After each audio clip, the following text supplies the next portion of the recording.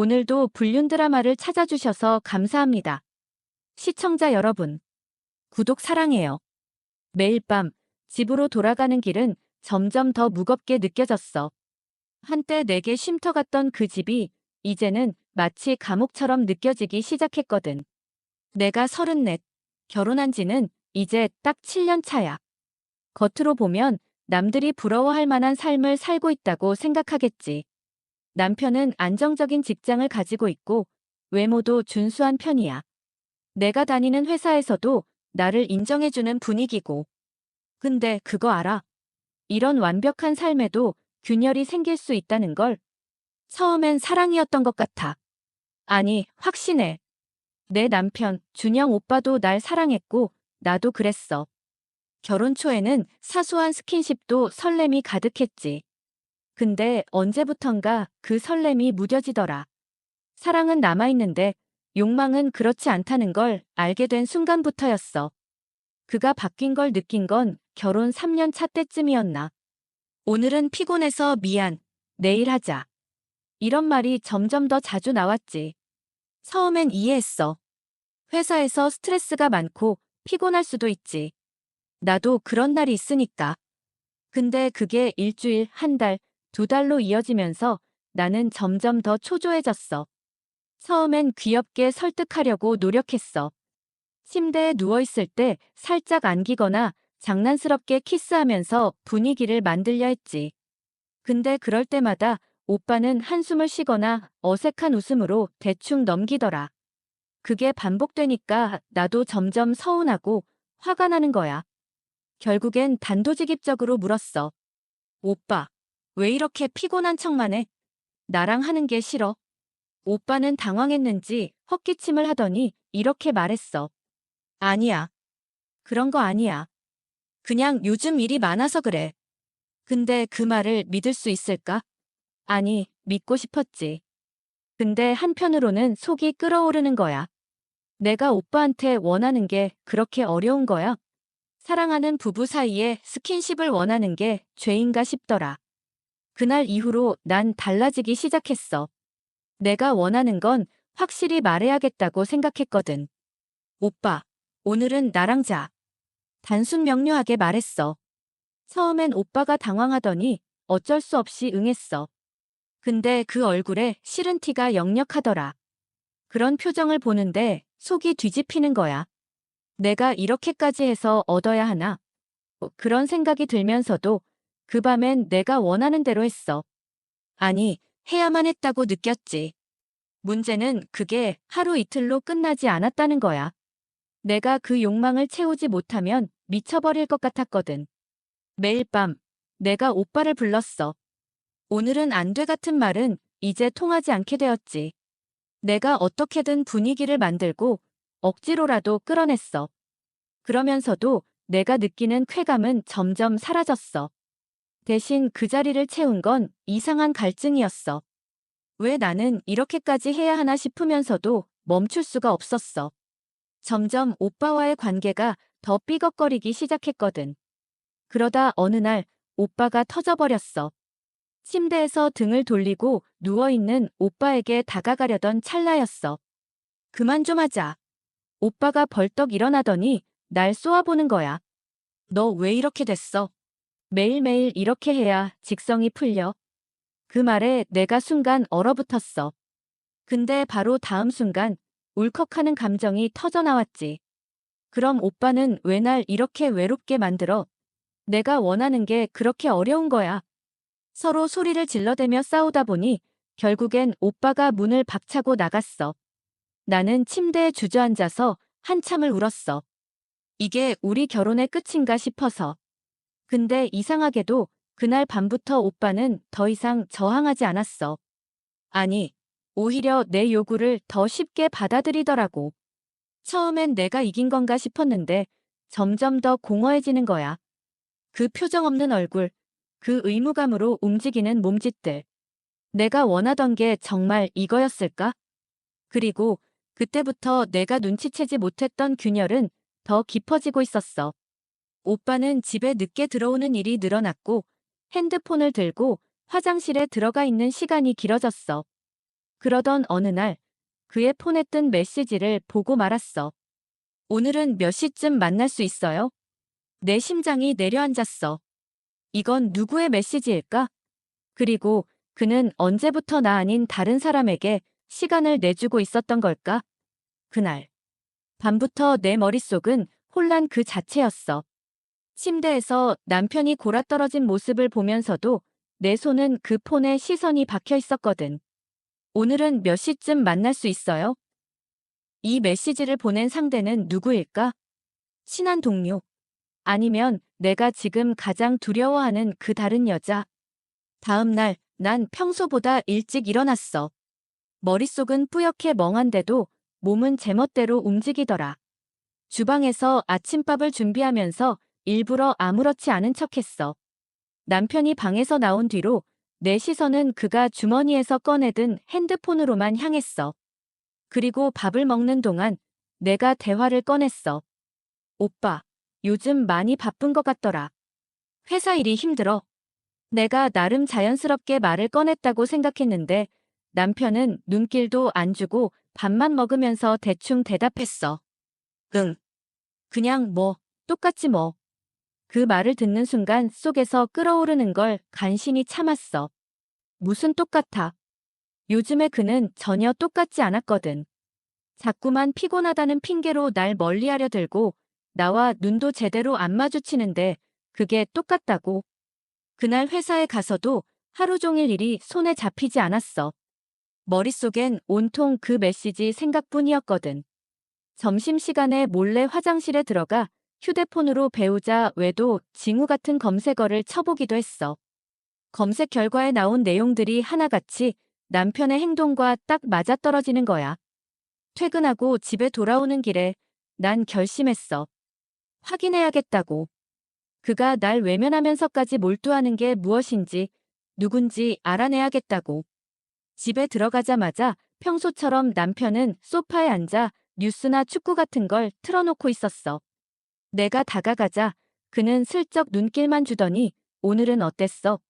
라고 묻더라. 내 속은 이미 들끓고 있는데 그 질문에 무슨 대답을 할 수 있었겠어. 똑같지 뭐 라고 대답한 뒤 나는 침실로 들어갔어. 남편이 TV에 몰두한 사이 몰래 그의 핸드폰을 뒤지기로 마음먹고 말이야. 폰 잠금 비밀번호를 푸는 데까진 시간이 걸리지 않았어. 결혼한 지 7년인데 그 정도 비밀번호쯤은 자연스럽게 알고 있었으니까. 하지만 폰을 열자마자 난 멈칫했어. 카톡 앱을 열었는데 메시지 목록 맨 위에 떠있는 이름이 낯설지 않더라고. 소희. 내 머릿속이 하얘졌어. 소희라니. 그 이름은 익숙했거든. 우리 집에 가끔 들렀던 준영 오빠의 회사 후배. 내가 몇 번 식사 자리에서 본 적 있던 바로 그 여자였으니까. 손가락이 떨리면서도 대화를 열었어. 거기엔 내 심장이 부서질 만큼 적나라한 내용들이 줄줄이 적혀 있었어. 오늘도 힘들었지? 내가 위로해줄게. 너만 있으면 다른 건 다 필요 없어. 이런 식의 말들이 쏟아져 나오는데 나는 숨이 턱 막혔어. 더는 못 참겠더라. 거실로 나가 소파에 앉아있던 남편에게 폰을 내던지면서 소리를 질렀어. 이게 뭐야? 대체 이게 뭐냐고. 그 순간 남편의 얼굴이 하얗게 질리더니 폰을 주워들고선 뭐라고 변명을 하려고 입을 뻐끔거리더라. 근데 그 변명조차 듣기 싫었어. 나는 그저 울면서 소리를 질렀어. 왜 그랬어? 내가 뭘 그렇게 잘못했는데. 남편은 머리를 감싸 쥐고 한참 동안 아무 말도 못하다가 그제야 입을 열었어. 미안해, 정말 미안해. 근데 너도 알잖아. 우리 요즘 뭐가 잘 안 되는 거. 잘 안 돼서 내가 딴 여자를 만나. 그게 내가 할 짓이야? 싸움은 길어졌고 그 밤은 끝도 없이 어둡게만 느껴졌어. 결국 남편은 그 여자와의 관계를 끊겠다고 약속했지만 나는 그 말을 믿을 수 없었어. 이미 내 마음속엔 균열이 너무 깊게 생겼거든. 난 핸드폰 화면을 계속 쳐다봤어. 손끝이 떨리고 있었지만 눈은 그 메시지에서 떨어지질 않았어. 오늘은 몇 시쯤 만날 수 있어요? 이 짧은 한 줄이 내 머릿속을 맴돌았어. 발신자 이름은 은지. 은지? 누구지? 준영 오빠가 화장실에서 나오기 전 난 급하게 화면을 닫고 원래 자리로 돌아왔어. 근데 그날부터 마음속엔 폭탄이 하나 심어진 것처럼 계속 두근거리고 초조해졌어. 오빠는 내 눈치를 조금도 못 챈 것 같았지만 난 더 이상 똑같이 행동할 수 없었어. 다음 날 오빠가 샤워를 하러 들어간 틈을 타서 핸드폰을 열었어. 내가 이렇게까지 해본 적이 없어서 손이 떨리더라. 잠금 패턴은 늘 보던 대로였어. 그걸 풀고 메시지를 확인했어. 나도 당신 보고 싶어요. 근데 집에서는 눈치 보여서. 우리 언제쯤 더 자유로워질 수 있을까? 난 숨이 턱 막혔어. 준영 오빠가 그 여자와 대화를 이어온 흔적들이 거기에 고스란히 남아있었어. 사진, 메시지, 그리고 몇 주 전에 찍힌 호텔 영수증 사진까지. 그 순간 핸드폰을 떨어뜨릴 뻔했어. 무릎 위에 놓고 숨을 고르려 했는데 심장이 미친 듯이 뛰어서 도저히 진정이 안 됐어. 오빠가 바람을 피우고 있었다는 사실이 너무나 명확했거든. 근데 웃긴 건 뭔지 알아? 그 순간에 내 머릿속을 채운 게 분노나 슬픔만이 아니었어. 묘하게 억울하고 동시에 이상한 쾌감이 올라왔어. 내가 나한테 이랬다면 나도 가만히 있지 않을 거야. 이 생각이 점점 더 선명해졌어. 몇 날 며칠을 오빠를 지켜보면서 상황을 확인했어. 회사에서 끝나고 늦는 날이 잦아졌고 나는 그걸 일부러 못 들은 척하며 지냈어. 마치 모든 게 평화로운 척하면서 오빠를 감시했지. 근데 그러다 그 여자 은지를 알아내는데 성공했어. 그날도 오빠가 회의가 늦게 끝날 것 같다는 핑계를 댔고 나는 혼자라는 핑계로 카톡을 확인했어. 메시지를 뒤지다가 오빠가 보낸 위치 공유 링크를 발견했어.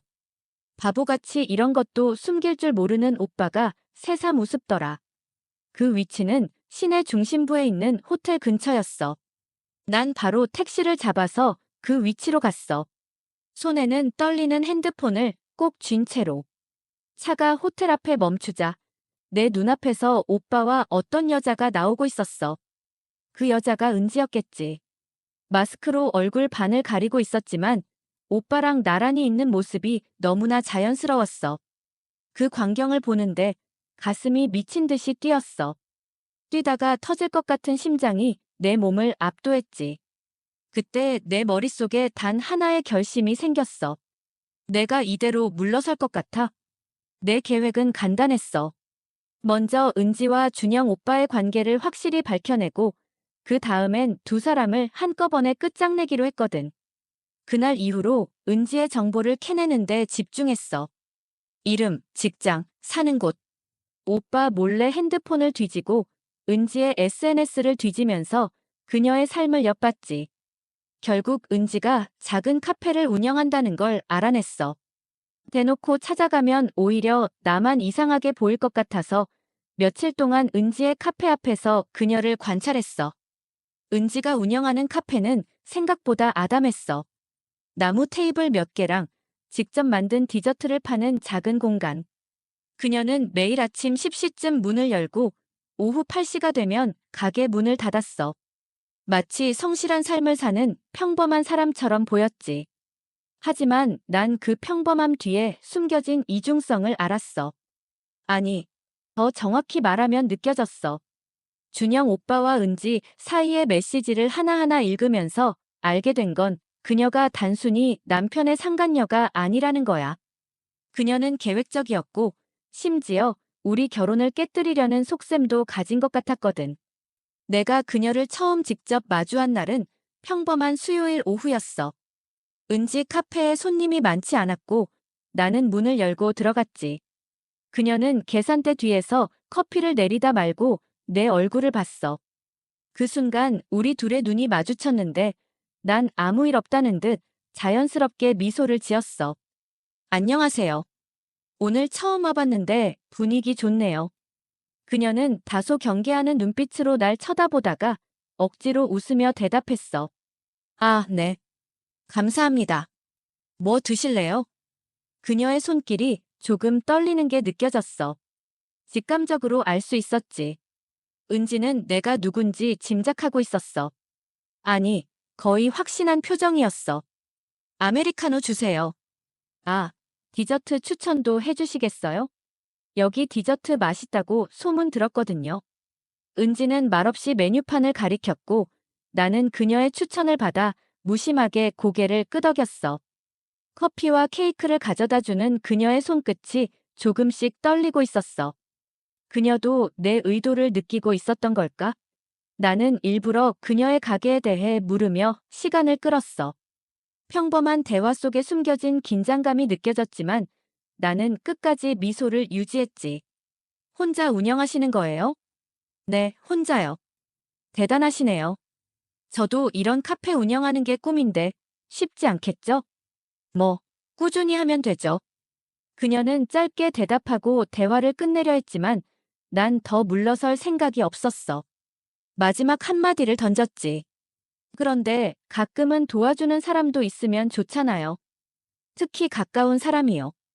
그 말에 그녀의 얼굴이 순간적으로 굳었어. 난 속으로 미소를 삼키며 커피를 마셨어. 그날 이후 은지와 나는 보이지 않는 신경전을 벌였어. 나는 계속 카페를 찾아갔고 그녀는 나를 피하려는 듯 했지. 결국 어느 날 은지가 먼저 나를 불러냈어. 저기요, 무슨 의도로 계속 오시는 건지 모르겠는데.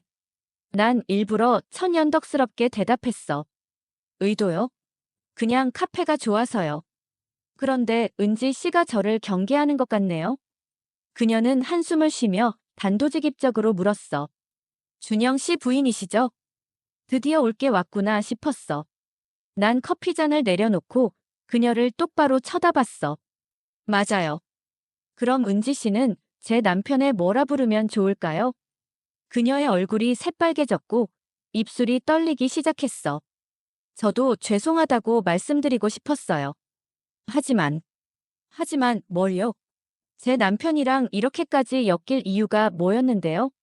내 목소리가 점점 높아졌고 은지는 주위를 두리번거리며 당황한 기색이 역력했어. 하지만 난 멈출 생각이 없었어.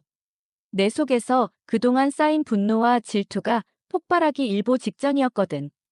은지 씨, 내가 왜 여기 계속 오는지 알려줄까요? 내가 당신을 망가뜨리려고 왔어요. 당신이 내 남편을 빼앗은 대가를 치르게 할 거라고요. 내 말을 들은 그녀의 얼굴이 하얗게 질렸어. 그리고 난 그녀의 반응을 보며 묘한 만족감을 느꼈어. 이 게임은 이제 시작일 뿐이었으니까. 은지가 한동안 아무 말도 못하고 서 있길래 난 일부러 비웃는 듯한 미소를 지으며 말을 덧붙였어. 왜 말이 없어? 입으로는 죄송하다면서 마음속으론 우쭐했겠지. 내가 유부남을 뺏을 정도로 매력있구나. 이런 생각했을 거 아니야. 은지는 얼굴을 감싸며 작게 중얼거렸어. 그런 거 아니에요. 저도 그냥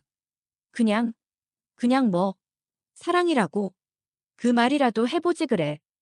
그래야 내가 조금은 불쌍하게라도 보일 테니까. 내 목소리가 서늘하게 가라앉으면서 그녀의 눈에는 눈물이 맺히기 시작했어. 근데 난 그 눈물이 오히려 더 기분 나쁘더라. 이제 와서 울어봤자 뭘 어쩌겠다는 거야. 내가 울던 밤들은 누가 보상해줘?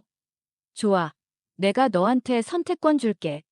내가 준영이랑 끝내든지 아니면 내가 직접 끝내든지. 하나만 골라. 근데 알아둬. 내가 끝내면 너희 둘 다 피 보는 거야. 그 말에 은지가 움찔하면서 내 눈을 똑바로 쳐다봤어. 그녀의 표정엔 무언가 단단한 게 서려 있었어. 처음으로 그녀가 반격할 태세를 갖춘 것 같더라. 저도 준영 씨 사랑해요. 그리고 당신한테만 준영 씨가 있는 게 아니에요. 왜 그걸 못 받아들여요? 그 말에 내 속이 끓어올랐어. 손이 떨릴 정도로 화가 났는데 그러면서도 이상하게 웃음이 나왔어. 사랑. 내가 뭔데 사랑을 말해. 남의 남자 빼앗아 놓고 그걸 사랑이라 불러. 웃기지도 않네. 그녀는 한 발짝 뒤로 물러서더니 차분한 목소리로 말을 이어갔어. 당신이 준영 씨를 얼마나 사랑하는지 몰라요. 근데 나도 똑같이 사랑해요. 차라리 이혼해줘요. 그래야 우리 둘 다 더 행복할 수 있으니까. 순간 내 머릿속이 하얘졌어. 이혼? 그 단어 하나가 내 귓가에 꽂히는 것 같았어. 내가 준영 오빠랑 이혼을 한다고? 그건 내가 지금까지 쌓아온 모든 걸 버리라는 소리나 다름없었지. 근데 그 말을 입 밖으로 내뱉는 그녀의 태도가 너무 당당하더라. 이혼? 미쳤나 봐. 내가 왜? 내가 뭔데 나보고 이혼하래? 준영 씨도 더 이상 당신이랑 행복하지 않잖아요. 그걸 인정하세요. 은지의 말이 나를 송곳처럼 찔렀어.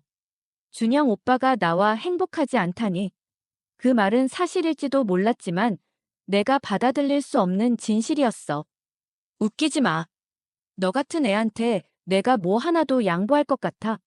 나 너 같은 애들 어떻게 되는지 많이 봤어. 남의 남자의 기생에서 살다가 결국엔 버려지더라. 너도 그 길 갈 거야. 은지가 입술을 깨물며 날 노려봤지만 난 신경 쓰지 않았어. 그날의 대화는 여기까지였고 난 일부러 그녀가 주눅든 모습을 확인한 뒤 가게를 나왔어. 그날 밤 준영 오빠는 여느 때처럼 집에 들어왔어. 나는 아무렇지 않은 척 평소처럼 저녁을 차려줬지. 근데 속으론 이미 복수를 시작할 계획을 세우고 있었어. 은지가 저렇게 나오는 이상 단순히 두 사람을 떨어뜨리는 걸로는 만족할 수 없었거든. 내 목표는 명확했어. 준영 오빠가 내 앞에서 은지를 끝장내는 모습을 보게 만드는 것. 그래야 내가 이겼다고 느낄 수 있을 테니까. 내 복수의 첫 단계는 간단했어. 오빠의 핸드폰을 몰래 조작해 은지와의 대화 내용을 일부러 오해 살만하게 조작하는 거였지. 우리 만나는 것도 지겨워졌어. 이런 메시지를 오빠 몰래 은지에게 보내버렸어. 다음 날 은지가 오빠에게 보낸 답장이 핸드폰에 도착했을 때 난 일부러 그걸 크게 읽었어. 지겨워졌다고? 그럼 왜 나한테 이혼하라고 했어요? 당신도 날 사랑한다고 했으면서. 준영 오빠는 갑작스러운 상황에 당황했고 난 그 핸드폰을 던지며 울부짖었어. 오빠, 이게 뭐야? 이 여자랑 정말 무슨 사이야? 그렇게 모든 게 터져버렸고 은지와 준영 오빠, 그리고 나는 새로운 전쟁의 중심에 서게 됐어. 이제 이 싸움은 끝을 볼 때까지 멈추지 않을 거야. 내가 무너질 순 없으니까. 은지와의 대화 이후 난 더 이상 주저하지 않기로 했어. 그날 밤 준영 오빠가 퇴근하자마자 거실로 불러앉혔어. 내 눈에는 이미 눈물이 고여 있었고 그걸 본 오빠는 당황한 얼굴로 나를 쳐다봤지. 오빠, 솔직하게 말해. 은지랑 무슨 사이야? 그 질문에 오빠는 한동안 말이 없었어. 답을 못하겠는 건지 아니면 날 속일 방법을 찾고 있는 건지 몰랐지만 그 침묵이 내 속을 더 뒤집었어. 오빠, 대답 안 해? 내가 다 알고 물어보는 거야. 어디까지 갔는지 말하라고. 준영 오빠는 결국 한숨을 쉬며 고개를 숙였어. 미안하다. 한때 감정이 흔들렸던 거야. 근데 그게 다야. 끝내려고 했어. 끝내려고 했어. 그럼 왜 계속 만났는데? 왜 그 여자가 나한테 이혼하라고까지 했는데? 그 순간 내 목소리가 떨리기 시작했어. 분노와 배신감, 억울함이 섞여서 말이 제대로 나오질 않았지. 오빠는 변명하려는 듯 말을 이어갔지만 내 귀에는 아무것도 들리지 않았어. 다음 날, 난 은지의 카페로 다시 찾아갔어. 이번엔 다르게 내 손에 법률사무소에서 받은 소장이 들려 있었지. 이혼 소송이 아니라 상간녀 소송. 그녀가 받은 돈의 액수가 아니라 내 삶의 주도권을 되찾기 위한 도구였어. 은지가 소장을 받고 손을 떨며 날 쳐다봤어. 당신 정말 이러고 싶어요? 준영 씨도 상처받을 거라고요. 난 차갑게 웃으며 대답했어. 상처받아야지. 그게 이 일을 벌인 대가니까. 은지는 그날 이후 준영 오빠에게 더 이상 연락하지 않았고 오빠는 혼란스러운 눈으로 나를 바라봤어. 왜 그렇게까지 했어? 나는 단호하게 대답했어. 난 버텼어, 오빠. 오빠랑 결혼한 지 7년 동안 이 관계를 위해서 뭐든 했어.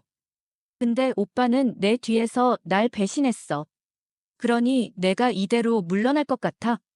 몇 달 뒤, 내 세상은 완전히 달라져 있었어. 준영 오빠와의 관계는 겨우겨우 회복될 기미를 보였지만 내 마음은 여전히 그날의 상처로 얼룩져 있었어.